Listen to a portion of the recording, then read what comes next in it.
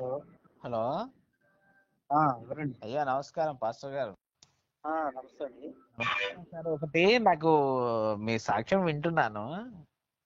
చెప్పండి. వింటున్నగానే స్టార్టింగ్ లోనే మీరు ఎందుకని చాలా మంది డాక్టర్లు ఇట్లా మొక్క ముందు మీ భార్య చనిపోద్ది వేరే మ్యారేజ్ చేసుకో అని చెప్తారా సార్ ఎవరైనా?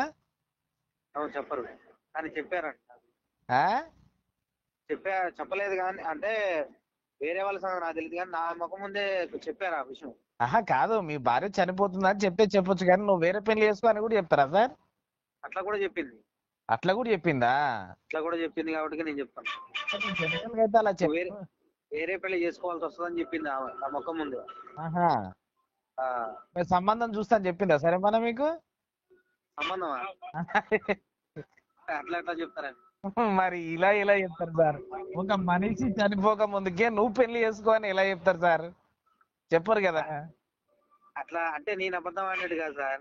నువ్వా? నేను ఉన్న వాస్తవం చెప్తా, అక్కడ మాట్లాడిన సన్నివేశం చెప్తాను. జనరల్ గా మనము ఒకటి గుర్తుపెట్టుకోండి, మీరు క్రైస్తవులు మర్చిపోద్దు ఆ విషయం. ఓకేనా? అవును. మీరు ఇలాంటివి జనరల్ గా ఇప్పుడు ఎవరైనా ఒక డాక్టర్ కి ఒక పేషెంట్ కి ఏం సంబంధం ఉంటుంది సార్? సార్ ఈ ఎక్కడైనా పోయినా సరే ఇప్పుడు గంటలో చనిపోతున్న పేషెంట్ కి కూడా మ్యాటర్ అయితే సీరియస్ గా ఉందమ్మా బ్రతకొచ్చు లేదు 50-50 ఛాన్సెస్ అని ఇలా చెప్తారు. కానీ నీ పెళ్ళని చచ్చిపోద్ది నువ్వు ఇంకో పెళ్లి చేసుకో అని ఎవ్వరూ చెప్పరు సార్ ఇలాంటి మాటలు. కానీ ఇలాంటివి చెప్పొద్దు సార్ మీరు. నేను చెప్పింది కాబట్టి చెప్పాను సార్. ఏ డాక్టర్ అలా చెప్పింది? ఏ డాక్టర్ చెప్పాడు సార్? అది చెప్పరు. నువ్వు పెళ్లి చేసుకో అనేది అది నీ పర్సనల్ అంటే చెప్పింది లేడీస్ చెప్పింది నాకు. అంటే ఆమె ఏ ఉద్దేశంతో చెప్పింది అంటే నువ్వు బాగా నచ్చుంటావు సార్ ఆవిడకి. అదిగా సార్ చెప్పింది. నేను ఏం సార్ నువ్వు బాగా నచ్చుంటావు ఆమెకి. నీ భార్య చచ్చిపోతుంది నేను పెళ్లి చేసుకుంటామని అనుకుంటా. కామెడీ విషయం కాదు సార్ చెప్పేది. కాదు నువ్వు చెప్పింది కామెడీయే కదా సార్? నేను కామెడీ విషయంగా చెప్పింది. నేను అంతా నవ్వాల్సిన అవసరం లేదు. నమ్మకపోతే ఎలా ఉంటుంది సార్? ఇప్పుడు భార్య చనిపోక ముందుకే నీ భార్య చచ్చిపోద్దమ్మా చచ్చిపోద్దయ్యా నువ్వు ఇంకో మ్యారేజ్ చేసుకో అని ఎలా చెప్తారు సార్? ఆమె చనిపోయి నీ పిల్లలైనా బ్రతకరు, నీ భార్య కూడా బ్రతకరు. లేదు ఇప్పుడు అది సార్, భార్య చనిపోయిన తర్వాత ఆల్రెడీ 2 పిల్లలు చనిపోయారని చెప్పావు. చెప్పేదేనండి. అయితే ఏం పని అయిపోయినట్టే ఇంకా నువ్వు వెళ్ళి వేరే పెళ్లి చేసుకోవాల్సి వస్తుందిలే అన్నట్టు చెప్పింది ఆమె. ఏ డాక్టర్ ఎందుకు చెప్తాడు సార్ అలా? నీ పెళ్లి గురించి ఆడికి ఎందుకు? నీ పెళ్లి గురించి ఆడికి అనవసరం కదా. నీ అప్పుడు సిచ్యువేషన్ ఏంటి?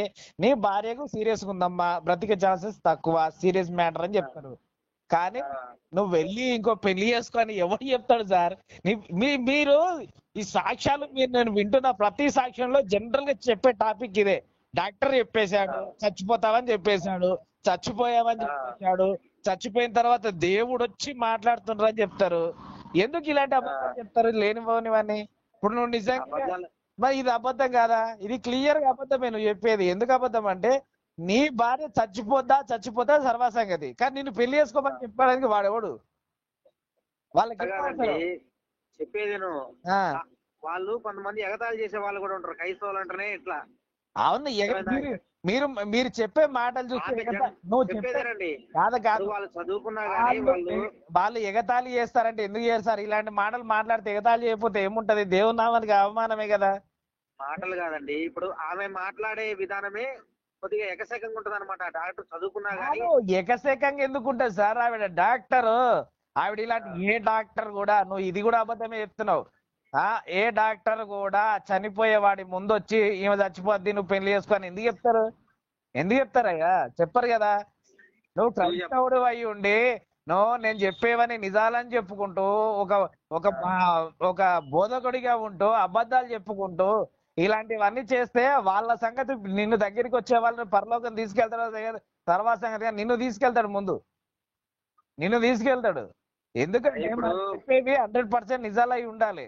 అవి వదిలేసి నువ్వు చచ్చిపోతావు నీ పెళ్ళాన్ని చేసుకో, ఆడి పెళ్ళానికి తీసుకో, అది కదా నీ పెళ్ళాన్ని చచ్చిపోతే ఎందుకు చెప్తాదయ్యా? ఎందుకు ఒక డాక్టర్ అయి ఉండి ఏ డాక్టర్ అన్నా పేషెంట్ దగ్గరికి వచ్చి నువ్వు చచ్చిపోతావమ్మా నీ మొగుడికి ఇంకో పెళ్లి చేస్తాను చెప్తారా? అట్లా కాదు, పేషెంట్ కాదు. ఆమె మా దగ్గర లేదు, నన్ను పిలిచి సపరేట్ గా చెప్పింది ఆమె. అవునయ్యా, నిన్ను పిలిచి చెప్పినా కానీ నువ్వు పెళ్లి చేసుకోమని చెప్తుందా? ఇవి ఎప్పుడో ఈయనే వదిలేసి నువ్వు ఇటు నుంచి ఇటు వెళ్ళిపో, ఇమీడియట్ గా నీకు లేచి కొట్టుకుంటది, ఆటోమేటిక్ గా నీకు అవసరం, నీకు పెళ్లి కావాలని చెప్పిందా? ఏం మాట్లాడతావా? మీరు చెప్పినా మీకు అర్థం కాదండి. అక్కడ జరిగిన అర్థమైతే కాదు సన్నివేశం నువ్వు చెప్పే, నాకు అర్థమయ్యే నీకు కాల్ చేశా. నాకేం జిల్లనా? నీలాంటి పురంపోకు బెదవల వల్లనే క్రిస్టియానిటీ అంత బస్టపడుతుంది. అసలు యేసు దేవుడు కాదురా బొర్రు, యెహోవా దేవుడు రా అని చెప్తున్నాం మేము.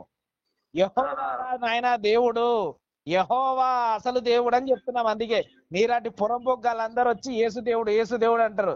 యేసు ఎట్లా దేవుడు అంటే చెప్పరు. యెహోవానే చెప్పాడు, ఆకాశం అందేను భూమి అందే గాని ఎవడైనా నా నామము తప్ప వేరే నామమును ఉచ్చరించకూడదు అని చెప్పాడు యెహోవా. పుట్టించినోని సృష్టికర్తను వదిలేసి ఈ మేకులు కొట్టి నేను చెప్తున్నా, నీకు అర్థమవుతుందా? ఇప్పుడు నేను చెప్పేది సృష్టికర్త ఆయనే, కానీ ఆయన పాత నిబంధనలో తండ్రిగా, కొత్త నిబంధనలో క్రీస్తు వారిగా, తర్వాత క్రీస్తు వారు ఆయన లోక పాపముల కొరకు ఆయన మరణించిన తర్వాత కాదు, ఆయన లోక పాపము కొరకు పాత నిబంధనలో ఎక్కడ నేను యేసును పంపిస్తున్నాను అని ఎక్కడ రాశాడు ఎక్కడైనా? యేసును నీకు యెషయా గ్రంథం మీరు చూసుకోండి. యెషయా గ్రంథంలో ఆయన యెషయా గారు ప్రవచించిన తర్వాత 700 సంవత్సరాల తర్వాత క్రీస్తు వారు భూమి మీదకి వచ్చిండు. నాకు ఈ వాక్యం చూపి యెషయాలో ఏడ ఉందో 700 చూసుకోండి. యెషయా 7వ అధ్యాయం 9వ వచనంలో చూసుకోండి. యెషయా 7:9 ఉందో చదువు ఒకసారి, నేను చదవమంటాను. యెషయా ప్రవక్త ద్వారా వచ్చిన నెరవేరిపోయింది. అది కాదు, నువ్వు తప్పు మాట్లాడుతున్నావు. కానీ యెషయా గ్రంథము 7వ అధ్యాయంలో ఎక్కడ 9వ వచనంలో ఏముందో చదువుదామా ఒకసారి? చూసుకోండి. ఒక్క నిమిషం ఉండు, లైన్ లో ఉండు. ఎందుకు ఇలాంటి అబద్ధాలు? నీకు తెలియదు, పక్క వాళ్ళను నీకు తెలియకుండానే పక్క వాళ్ళ చేత అబద్ధాలు చెప్పిస్తావు. యెషయా 7:9 ఏముందో చూడు. 7:9 కదా? 9:11 చూడండి, 7:9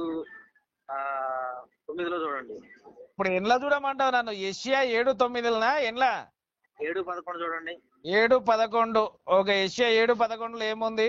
నీ దేవుడైన యెహోవా వలన సూచనను అడుగుము, ఇది పాతాళమంత లోతైనను ఊర్వలో ఎత్తైనను. 7:9 చూడండి. 7:9 కూడా లేదయ్యా నువ్వు చెప్పింది. ఎఫ్రాయిమునకు రాజధాని, షోమ్రోనుకు రెమల్య కుమారుడు రాజు. మీరు నమ్మకుండిన ఎడల స్థిరపడగా యుందురు. ఏడముందిరా? యెషయానా మీరు తీసింది? యెషయానేనయ్యా. యెషయా 7 నేను షేర్ చేస్తాను, మీరు చూడండి ఒకసారి.